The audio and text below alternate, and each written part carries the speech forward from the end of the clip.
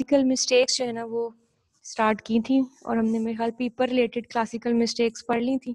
आज हम process related classical mistake start करेंगे। ये भी पढ़ नहीं ली थी कि रहती थी, या शायद ये नो पढ़े थे मैम, हम? बस ये मैम रहती हैं, ये रहती हैं। अभी स्टार्ट किए ये हैं नहीं अभी। ये पढ़ी स्टार्ट मैम। ही की थी हमने। चले, प्रोसेस रिलेटेड मिस्टेक में सबसे पहला था ऑप्टिमिस्टिक स्केड्यूल। स्केड्यूल हमारे 3 तरह के होते हैं, pessimistic schedule, most likely schedule and optimistic schedule. Pessimistic schedule क्या होता है? वो भी एक मिस्टेक ही है, पेसिमिस्टिक स्केड्यूल। लेकिन ऑप्टिमिस्टिक स्केड्यूल मतलब ये इसको ज्यादा कंसिडर किया जाता है कि ये मतलब ज्यादा बड़ी मिस्टेक है। ऑप्टिमिस्टिक स्केड्यूल क्या होता है? 3 टाइम्स मैंने आपको बताया है ना, जिसमें पेसिमिस्टिक ये है कि किसी एक्टिविटी का मिनिमम टाइम रखना, मिनिमम। ठीक है, जैसे आपको लगता है कि ये एक्टिविटी 5 दिन लगाएगी और आप उसको 3 दिन दे रहे हो, तो ये भी आप गलत कर रहे हो ना। आप 3 दिन के अंदर वो काम कैसे कर सकते हैं जो एक्चुअल में 5 डेज का काम है? उसे कहते हैं पेसिमिस्टिक टाइम। फिर होता है most likely time. Most likely क्या होता है कि आपको लगता है कि 5 डेज में बनेंगी और आपने 5 डेज ही रखे हैं, दैट्स मोस्ट लाइकली। ऑप्टिमिस्टिक क्या है कि आपको लगता है 5 डेज में बनेगी लेकिन आपने दिन रख लिए हैं 10। ठीक है, मतलब आप अपने लिहाज से तो अपना भला कर रहे हैं ना, लेकिन चूंकि देखिए आप एक ऑर्गेनाइजेशन में काम कर रहे हैं, आपको एक पर्सन, मतलब ये सारी मिस्टेक्स ऑर्गेनाइजेशंस की हैं, ना कि पर्सनल स्टूडेंट्स के लिहाज से। क्योंकि अभी आप जो सोच रहे होगे आपके लिहाज से तो आपको लग रहा होगा कि ये बात ठीक है कि सर ने अगर हमें 5 दिन दिए काम के लिए और हम 10 ले लें तो आपके लिए तो बेनिफिट है ना। लेकिन ये ऑर्गेनाइजेशंस मिस्टेक्स हैं। ठीक है, आप एक ऑर्गेनाइजेशन में काम कर रहे हैं, एक पर्सन जो है ना, दूसरी ऑर्गेनाइजेशन जो है वो 2 दिन के अंदर डिलीवर करती है कोई चीज, और आप कहते हो कि मैं 7 दिन के अंदर करूंगा। आपसे कौन ऑर्डर करेगा? कोई भी नहीं। ठीक है, आपका जो है ना डिलीवरी टाइम ही बाकियों से ज्यादा है।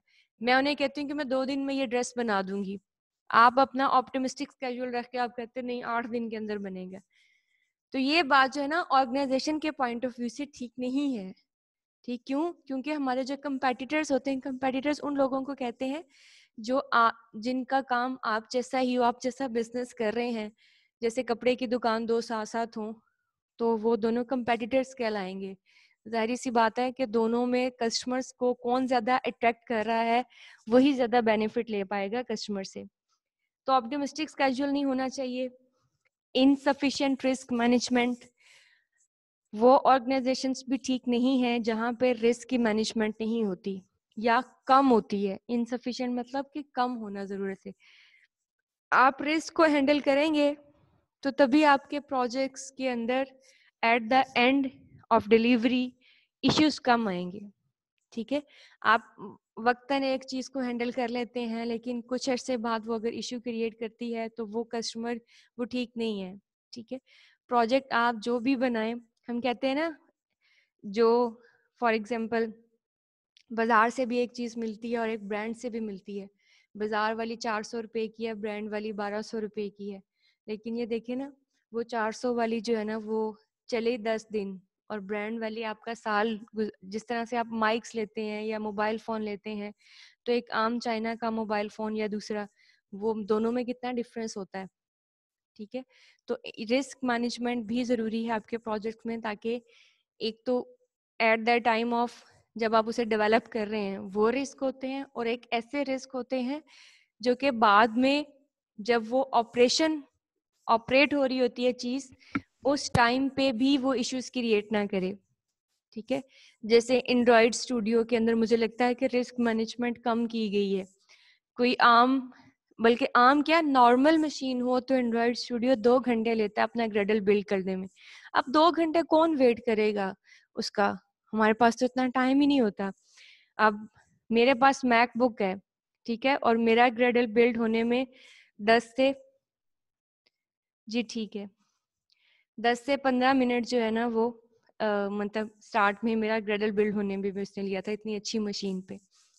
इस तरह से कॉन्ट्रैक्टर फेलियर्स ये भी नहीं होने चाहिए आपके ना, आपके पॉइंट ऑफ व्यू से। जैसे देखे ना, आपने किसी का कोई काम लिया करने के लिए, और आप दरमियान में ही कह दे मैंने नहीं करना, तो या वो पर्सन कह दे मैंने नहीं करना, दूसरा पर्सन या कस्टमर क्यों कहता है कि मैंने आपसे नहीं करवाना, जाहिर सी बात है वो किसी ना किसी तरह से आपसे तंग किया है ना आपने उसको, या टाइम ज्यादा लगाया है या आपने कॉस्ट ज्यादा लगाई है उसकी, तो दरमियान में कॉन्ट्रैक्ट फेल हो जाए आपके किसी इशू की वजह से या कस्टमर की, तो वो आपके लिए नुकसानदेह है। क्यों? क्योंकि आपका जितना टाइम उसके ऊपर लगा है वो टाइम भी वेस्ट हो जाता है, जितनी मनी उसके ऊपर लगी है वो भी वेस्ट हो जाती है। इनसफिशिएंट प्लानिंग, जैसे आप लोगों ने नहीं की, फाइनली प्रोजेक्ट्स डिसाइड कर लिए, पता ही नहीं था उसके अंदर होना क्या है। बहुत सारी क्लासेस में बच्चों के साथ ये मसला आ रहा है, टाइटल अप्रूव करा लिए, अब पता ही नहीं है काम कैसे होना है, इवन ये भी नहीं पता कि काम किस लैंग्वेज में होना है, कौन से एल्गोरिदम्स ने करना है। तो ये प्लानिंग इनसफिशिएंट होने की वजह से ये इश्यूज आते हैं। प्लान प्रॉपर चीज़ों को किया हुआ हो कि हमें ये लैंग्वेजेस आती हैं, हमने इसके अंदर प्रोजेक्ट बनाना है, तो एट द एंड मुश्किल ना हो। फिर abundant of plan under pressure, plan under pressure भी नहीं बनाने चाहिए। जैसे आप लोगों ने प्रेशर में आके टाइटल डिफिकल्ट सेलेक्ट करवा लिए टाइटल्स, तो ये भी अंडर प्रेशर प्लान भी नहीं होने चाहिए। जैसे कस्टमर कहता है कि फलां जो ऑर्गेनाइजेशन है वो 10 दिन के अंदर बनाती है, और आप विदाउट प्लानिंग ये कह दें अच्छा अच्छा चलो मैं 8 दिन में बना देता हूँ, प्रेशराइज हो गए ना आप कि दूसरा पर्सन जो है वो तो 10 दिन में बना रहा है, तो मैं ये प्रोजेक्ट लेने के लिए 8 दिन का कह दूं, जब वो 8 दिन में आपसे बनेगा ही नहीं, ठीक है, तो फिर क्या होगा, फिर कॉन्ट्रैक्ट फेलियर हो जाएगा। ठीक। Wasted time during fuzzy front end, जो कि हम अक्सर करते हैं, कोई भी डिजाइनिंग, कोई भी प्रोजेक्ट बनाना हो तो हम उसकी डिजाइनिंग पे बहुत ज्यादा बहुत ज्यादा टाइम वेस्ट कर लेते हैं। ठीक है, मतलब ऐसे फ्रंट एंड के ऊपर भी हम टाइम वेस्ट करते रहते हैं जो कि जिसका इतना खास यूज होता नहीं है। तो ज्यादा तवज्जो अपने काम पे रखें, ना कि जो है ना वो एक्स्ट्रा वर्क के ऊपर। Short change upstream activities, upstream activities कहते हैं जो अबाउट टू एंड हो, मतलब जो खत्म होने वाली हो, ठीक है, जो इस वक्त स्ट्रीम पे चल रही हैं एक्टिविटीज, मतलब बिल्कुल खत्म होने वाली एक्टिविटी है और उसके अंदर आप चेंजेस करते रहें, ये भी ठीक नहीं है, ये भी प्रोसेस मिस्टेक है।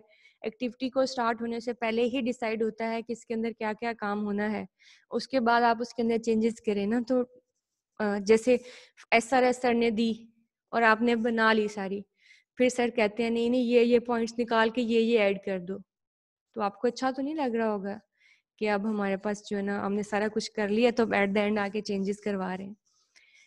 इन एजुकेट डिजाइन, डिजाइन अगर अच्छा ना बना हो तो कोडिंग कभी भी अच्छी नहीं हो सकती। डिजाइन, बल्कि हमारे यहाँ तो यहाँ वैसे डिजाइन का ट्रेंड नहीं है, लेकिन डिजाइन आपका जो है ना वो सारा काम आपके डिजाइन का ही होता है। डिजाइन के अंदर आप हर एक चीज तो बता देते हैं, क्लास डायग्राम में आप बता देते हैं कि क्लासेस कौन कौन सी बनेगी डेट आपके सिस्टम के अंदर, ईआर डायग्राम में आप बता देते हैं कि आपके डेटाबेस में टेबल कौन कौन से बनेंगे, उनके नाम क्या होंगे, उनके रिलेशंस क्या होंगे, उनके अंदर जो है ना एट्रीब्यूट्स कौन सी होंगी, कौन सी स्ट्रॉन्ग एंटिटी होगी, वीक एंटिटी होगी, सारा कुछ आप वहाँ बता देते हैं। कोडर का क्या काम रह जाता है कि उस सारे डिज़ाइन को जो है ना किसी प्रोग्रामिंग लैंग्वेज के अंदर लिख लेना। तो अगर डिज़ाइन अच्छा बना होगा तो कोडिंग ऑटोमेटिकली अच्छी होती है, लेकिन अगर डिज़ाइन अच्छा नहीं बना हुआ तो कोड कभी भी अच्छा नहीं हो सकता। Short change quality assurance, quality assurance के पैरामीटर्स को जो है वो जहन में ना रखना, ये भी हमारा प्रोसेस मिस्टेक है। ठीक है, क्वालिटी एश्योरेंस आपको पता है चीज़ों की क्वालिटी, जैसे हम चीज़ों की क्वालिटी पे फोकस करते हैं, ऐसे सॉफ्टवेयर्स की क्वालिटी पे भी फोकस किया जाता है कि सॉफ्टवेयर्स की क्वालिटी भी अच्छी होनी चाहिए। क्वालिटी का मतलब यही उसका रिस्पॉन्स टाइम कम होना चाहिए। ठीक है, डिफरेंट टाइप्स के लैपटॉप्स के ऊपर, डिफरेंट टाइप्स के विंडोज़ के ऊपर, डिफरेंट टाइप्स के ऑपरेटिंग सिस्टम के ऊपर वो काम कर सके। एक मिनट जी, अस्सलाम वालेकुम सर। जी वालेकुम। अच्छा, फॉर एग्जांपल आप एक एक्टिविटी कर रहे हैं, ठीक है, स्टार्ट किया आपने, आपको 5 दिन मिले थे उस एक्टिविटी को करने के लिए। आपने डिसाइड कर लिया कि मैं फर्स्ट डे ये करूँगा, सेकंड डे ये, third day, fourth day, fifth day.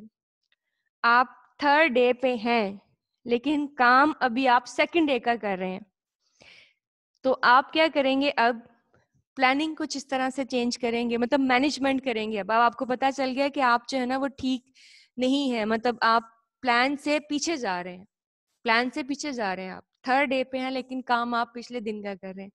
तो ऑब्वियसली आप शिफ्टिंग डबल करेंगे अपनी, ठीक है। मतलब आप अगर पहले रात में सिर्फ काम कर रहे थे तो अब आप, या दिन में काम कर रहे थे, अब आप लेट नाइट तक काम करेंगे, ठीक है, ताकि आपका जो है ना वो कंट्रोल हो सके जो आपने प्लानिंग की थी। तो ये इनसफिशिएंट मैनेजमेंट कंट्रोल्स भी एक वजह है जिसकी, जैसे आप कॉस्ट ज्यादा बढ़ी है, जितनी आपने एस्टिमेट की थी, आपने जितनी एस्टिमेट की थी उससे ज्यादा बढ़ने लगी है। तो ऑब्वियसली बात है, अगर आपकी कोई चीज आपके प्लान वर्क से, प्लान से हट के जा रही हो या उसको डिस्टर्ब कर रही हो, तो आपको उसे कंट्रोल करना चाहिए। अगर आप टाइम पे उसकी कंट्रोलिंग कर लेंगे तो क्या होगा कि एट द एंड आप अपने रिक्वायर्ड प्लान के ऊपर जो है वो आ सकते हैं। अदरवाइज क्या होगा कि आपका स्केड्यूल जो है वो डिले हो जाएगा, आपका प्रोजेक्ट डिले हो जाएगा, ठीक है, या आपकी कॉस्ट बढ़ जाएगी, ठीक है। जिस भी किसी टास्क में आप मैनेजमेंट नहीं कर रहे, मैनेजमेंट को कंट्रोल नहीं कर रहे, वो टास्क फिर आपका एट द एंड जो है ना वो आपकी डेडलाइन को डिस्टर्ब करेगा। Omitting necessary task from estimations, कई दफ़ा हम एस्टिमेशन करते हुए इम्पॉर्टेंट चीज़ों को मिस कर जाते हैं। जैसे कॉस्ट एस्टिमेशंस के लिए हमारे पास डिफरेंट मॉड्यूल्स हैं, कोकोमो है जिसे हम यूज़ करते हैं, कोकोमो बेसिक है, एडवांस्ड है, ऑर्गेनिक, इस तरह से डिफरेंट कोकोमो के मॉडल्स हैं जो हम यूज़ करते हैं। पहले अपने प्रोजेक्ट की टाइप देखते हैं, फिर कोकोमो को सिलेक्ट करते हैं कि कौन सा कोकोमो यूज़ करना है, फिर हम कॉस्टिंग करते हैं। और इसी तरह से ये कॉस्ट एस्टिमेशन थी, ऐसे ही टाइम की एस्टिमेशन। फॉर एग्जांपल कोई प्रोजेक्ट बनने आता है, हम बगैर सोचे समझे हम कहते हैं 3 महीने हम लगाएंगे। हालांकि आपको देखना चाहिए कि इसके अंदर काम कैसा है। आपने अगर ये काम पहले किया हुआ है तो ऑब्वियसली आपको कम टाइम लगेगा। अगर ये कोई ऐसा काम है जो आप फर्स्ट टाइम कर रहे हैं तो आपको ऑब्वियसली ज़्यादा टाइम लगेगा। अगर कोई ऐसा काम है जिसमें नई टेक्नोलॉजी है तो ऑब्वियसली आपको और ज़्यादा टाइम लगेगा, क्योंकि नई टेक्नोलॉजी को सीखना भी तो है आपने, ठीक। तो omitting necessary task from estimations, चाहे वो स्केड्यूल की एस्टिमेशन हो चाहे वो कॉस्ट की, अगर आप ज़रूरी चीज़ों को जो कि मॉड्यूल्स वगैरह एस्टिमेट नहीं करते तो ऑब्वियसली एट द एंड आप कॉस्ट और स्केड्यूल डिस्टर्ब करेंगे। इसी तरह से planning to catch up later, catch up later का क्या मतलब होता है कि कैच अप लेटर, आप किसी भी चीज को, किसी भी डेडलाइन को पकड़ना चाह रहे हैं जिसको आप ऑलरेडी मतलब ऑलरेडी लेट कर चुके हैं। तो planning to catch up later भी अगर हम नहीं करते तो ये भी, जैसे मैंने आपको कहा ना कि अगर आप थर्ड डे पे हैं और आप सेकंड डे का काम करते हैं और अगर आप यहाँ पे भी प्लान नहीं कर रहे तो फिर आपका ये भी एक मिस्टेक है। Code like help programming, code like help programming का मतलब क्या होता है, ऐसे कोड कर देना जैसे दोबारा देखना ही ना हो, ठीक है, ऐसी चीज बना देना, ऐसे कोडिंग कर देना। कोडिंग करते हुए भी आपको पता है ना, आपको रूल्स को फॉलो करना चाहिए। वहां पे कमेंट्स क्या होते हैं कि अक्सर फॉर एग्जांपल देखें, एक सॉफ्टवेयर आपने बनाया है, अब ये सॉफ्टवेयर ताहयात तो नहीं ना चलता रहेगा, नई टेक्नोलॉजीज आएंगी, आप उसके हवाले से उसे चेंज करेंगे। जैसे देखें नए ऑपरेटिंग सिस्टम्स आ रहे हैं तो उसके ऊपर भी चलना चाहिए, आप उसको अपग्रेड करते हैं अपने सॉफ्टवेयर को भी। आपकी एप्स हैं, देखें एप्स के वर्जन आते रहते हैं कि अपडेशन आई है एप्स के अंदर, तो एक दफा कोड करके उन्होंने बंद तो नहीं कर दिया, वो अपडेशन देते रहते हैं उसकी। तो इसमें भी ये है कि आप कोड इस तरह से करें कि नेक्स्ट टाइम अगर आप उस कोड को देखें, या अगर आपने वो छोड़ भी चले गए हैं, आपकी जगह कोई नया पर्सन आ गया, वो उस कोड को देखे तो कम से कम समझ सके कि ये कोड कर क्या रहा है। क्यों? क्योंकि नई टेक्नोलॉजी के लिए, नए वर्जन के लिए आपको चेंजेस तो करनी पड़ती हैं। पहले आपने प्रोसीजरल में कोड किया था, अब आपने ऊप में करना है, तो पिछले कोड को तो आप चेंज करेंगे ना, तो कोड समझ में आएगा तो चेंज करेंगे ना। तो कोडिंग इस तरह से करें कि आप जो है ना वो अंडरस्टैंड कर सकें जब नेक्स्ट टाइम आप उस कोड को देखें, और अगर आप ऐसा नहीं करते तो ये भी एक मिस्टेक है। ये सारी मिस्टेक्स एक रिसर्च से निकली हैं, जो पीएमआई ने रिसर्च की है, प्रोजेक्ट मैनेजमेंट इंस्टीट्यूट्स ने, कि ये इश्यूज आते हैं इन प्रोसेसेस के अंदर। फिर आ जाते हैं product related mistakes. Product related mistakes क्या होती हैं? अब 1 मिनट। सबसे पहले जो प्रोडक्ट मिस्टेक है वो है requirement gold plating. Requirement gold plating क्या होती है? गोल्ड प्लेटिंग कहते किस चीज को है? गोल्ड प्लेटिंग कहते हैं adding extra features that were not the part of the product scope. कि अक्सर हम प्रोडक्ट का जो स्कोप होता है ना, स्कोप आपको पता है क्या होता है? कि टारगेट ऑडियंस आपके कौन से हैं, वो आपका स्कोप है। अक्सर हम अपनी प्रोडक्ट के अंदर ऐसी चीजें भी फालतू डालते रहते हैं जो कि हमारे रिक्वायर्ड ऑडियंस के लिए होती ही नहीं है, तो हम उसका स्कोप जो है ना वो ही खराब कर देते हैं। फॉर एग्जाम्पल हम कहते हैं हम कोई ऐसी चीज बना रहे हैं, इसके अंदर चैट बॉक्स भी डाल देते हैं, इसके अंदर फलां चीज भी डाल देते हैं, मतलब वो आपके टारगेट ऑडियंस के लिए नहीं है, तो आप वो चीजें एक्स्ट्रा मत डालें, मतलब हम प्रोडक्ट को ही खराब कर देते हैं। ठीक है, अब हम ऐसा करें कोई ड्रेस बना रहे हैं, हम कहते हैं इसके अंदर पॉकेट भी लगा दें, इसके अंदर ये भी लगा दें, इसके अंदर ना यहाँ ऐसा कुछ भी होना चाहिए, तो वो भी आप सेंसिबल होके जो आपकी रिक्वायर्ड ऑडियंस हैं आप उसके हवाले से डिजाइन कर रहे हैं, तो जरूरत नहीं है इन एक्स्ट्रा फीचर्स की जो कि आप डाल रहे हैं। ठीक, फिर नेक्स्ट है ग्लिडिंग द लिली। ग्लिडिंग द लिली का मतलब होता है attempt to approve something that is already very fine। एक ऐसी चीज जो कि ऑलरेडी एक खूबसूरत बनी हुई है, हम मजीद उसके ऊपर एफर्ट लगा रहे हैं कि हम इसको मजीद इम्प्रूव कर लें। वो ऑलरेडी बहुत खूबसूरत है, बहुत अच्छी बन गई है प्रोडक्ट, उसके ऊपर मजीद टाइम वेस्ट करते रहना इसलिए कि ये एफर्ट करते रहना कि उसको मजीद इम्प्रूव किया जाए, वो ज़रूरी नहीं है। ठीक है, ये भी एक क्लासिकल मिस्टेक है कि एक अच्छी भी चीज़ बन गई उसके ऊपर ज़्यादा एफर्ट की ज़रूरत नहीं है, उसको मजीद ख़राब मत करें। ठीक है, then feature creep. Feature creep आपके पास क्या है? कोई भी प्रोडक्ट या प्रोजेक्ट या उसकी रिक्वायरमेंट जो है ना डेवलपमेंट फेज के अंदर जब आप उसे डेवलप कर रहे हैं, ठीक है, डेवलपमेंट फेज के अंदर आप उसके अंदर कोई नई रिक्वायरमेंट्स ऐड करते रहें, मतलब वो प्रोजेक्ट रिक्वायरमेंट फेज से गुजर गई, डिज़ाइन फेज से गुजर गई, वो प्रोजेक्ट डेवलपमेंट फेज पे आ गई है और अब आप उसके अंदर नई रिक्वायरमेंट्स ऐड करें, तो ये भी प्रोडक्ट के लिए ठीक नहीं होता। ठीक, डेवलपर गोल्ड प्लेटिंग। देखिए ऊपर जो सबसे पहले हमने पढ़ी थी वो रिक्वायरमेंट गोल्ड प्लेटिंग थी, अब ये डेवलपर गोल्ड प्लेटिंग है। ठीक है, रिक्वायरमेंट गोल्ड प्लेटिंग क्या था?